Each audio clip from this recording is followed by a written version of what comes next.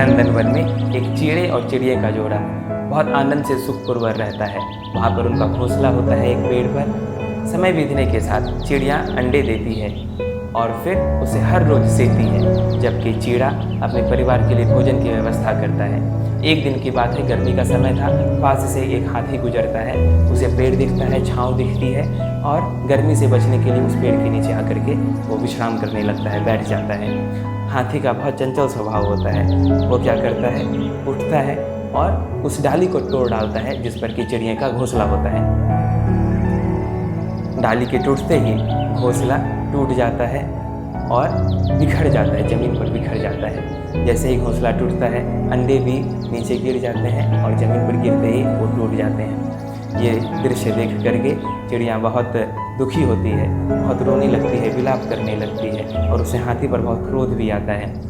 उसी पेड़ पर एक कठफोड़वा भी रहता था जो कि चिड़िया का बहुत मित्र था, गहरा मित्र था। वो आता है और चिड़िया को सांत्वना देने लगता है। चिड़िया रानी, दुख करने से, विलाप करने से क्या हासिल होगा? संकट के समय धैर्य रखना चाहिए। चिड़िया बोलती है, तुम सच कहते हो मित्र, रोने से, विलाप करने से क्या हासिल होगा? अभी तो धैर्य रखने का समय है। अगर तुम मेरे सच्चे मित्र हो तो इस हाथी से बदला लेने में तुम मेरी मदद करो। कठफोड़वा बोलता है, बिल्कुल मैं तुम्हारी मदद करूँगा। वो मित्र ही क्या जो अपने मित्र को संकट में मदद ना करे। सच्चे मित्र की पहचान तो संकट में ही होती है, तो मैं तुम्हारे इस संकट में ज़रूर मदद करूँगा। वो फिर बोलता है कि मेरे दो परम मित्र हैं, विणाक मक्खी और मेघनाथ मेढक। मैं उनके पास जाऊंगा और उनसे भी मदद मांगूंगा। मैं वहाँ से लौटता हूँ, तब तक तुम यहीं पर मेरी प्रतीक्षा करना। फिर कठफोड़वा निकल जाता है अपने दोस्तों के पास, मक्खी और मेढक के पास। वो जैसे ही वहाँ पे पहुँचता है, वो बताता है कि ऐसे ऐसे एक चिड़िया है जो कि बहुत दुखी है। वो पूरी बर्बादी की कहानी सुनाता है। मक्खी और मेढक ध्यान से कठफोड़वे की बात सुनते रहते हैं। फिर कठफोड़वा बोलता है कि उस चिड़िया, तब तक वो चिड़िया चैन नहीं लेगी जब तक कि हाथी से बदला नहीं ले लेती है, और उस हाथी से बदला लेने में हमें उसकी मदद करनी है। तो क्या तुम लोग मेरी मदद करोगे? तो फिर मक्खी और मेढक बोलते हैं, हाँ बिल्कुल, हम लोग तुम्हारी मदद अवश्य करेंगे। चिड़िया तुम्हारा मित्र है तो वो हमारा भी मित्र हुआ। मित्र का मित्र तो मित्र ही होता है ना, तो इसके लिए हम लोग तुम्हारी मदद अवश्य करेंगे। वो फिर तीनों उस चिड़िया के पास जाते हैं। चिड़िया अभी भी बहुत रो रही थी, बिलख रही थी। वो चारों मिल करके फिर एक योजना बनाते हैं। योजना इस प्रकार होती है, मक्खी बोलता है, दोपहर के समय मैं बहुत मधुर आवाज़ निकालूंगा, वीणा जैसी आवाज़ निकालूंगा, जिसे सुन करके हाथी बहुत मस्त हो जाएगा, आनंद में मग्न हो जाएगा और वो अपनी आँखों को बंद कर लेगा। फिर कठफोड़वा बोलता है, जैसे ही हाथी अपनी आँखों को बंद करेगा, मैं अपनी चोंच से उसकी आँखों को फोड़ लूँगी।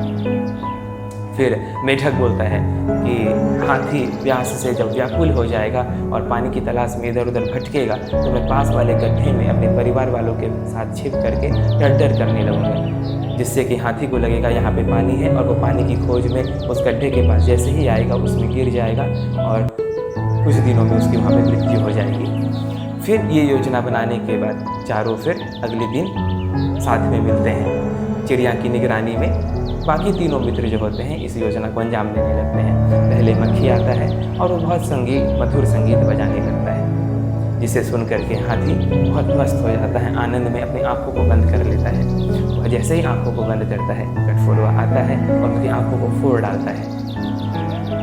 हाथी बहुत दुख से परेशान हो जाता है, कराहने लगता है, आवाज़ निकालने लगता है और फिर उसकी आंखों से खून भी बहने लगता है।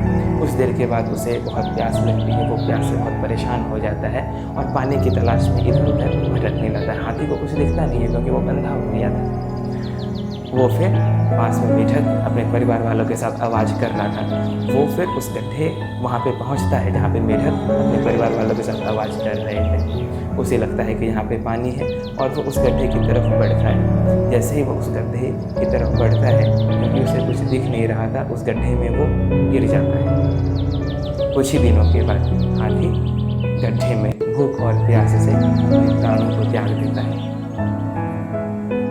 बच्चों, इस कहानी से हम लोग क्या सीखते हैं? बच्चों, इस कहानी से हम लोग ये सीखते हैं कि एकता में बहुत बल है, एकता में बहुत शक्ति है। ज़रा सोच करके देखिए, एक चिड़िया, कठफोरवे, मक्खी और मीठर, जो कि बहुत ही छोटे छोटे जीव हैं, छोटे छोटे जंतु हैं, उनके पास कहाँ इतनी शक्ति है कि इतने विशाल हाथी को हरा सके। लेकिन जब वो चारों एक साथ मिले तो फिर हाथी जैसे विशाल और शक्तिशाली जानवर को भी वो हरा दें। इसलिए बच्चों, हमेशा हमें साथ में रहना चाहिए, साथ में मिल करके काम करना चाहिए। किसी भी बड़े काम को अंजाम देने के लिए एकता की ज़रूरत होती है, ग्रुप की ज़रूरत होती है, टीम की ज़रूरत होती है। तो हमें साथ में मिल करके काम करना है, आपस में लड़ाई झगड़ा नहीं करना है। ऐसी कहावत भी है कि जो लोग अपनी अपनी डफली, अपना अपना राग अलापते हैं, वो जीवन में बहुत कुछ नहीं कर सकते हैं। वहीं दूसरी ओर जो लोग साथ में मिल करके काम करते हैं, वो बहुत आगे निकलते हैं।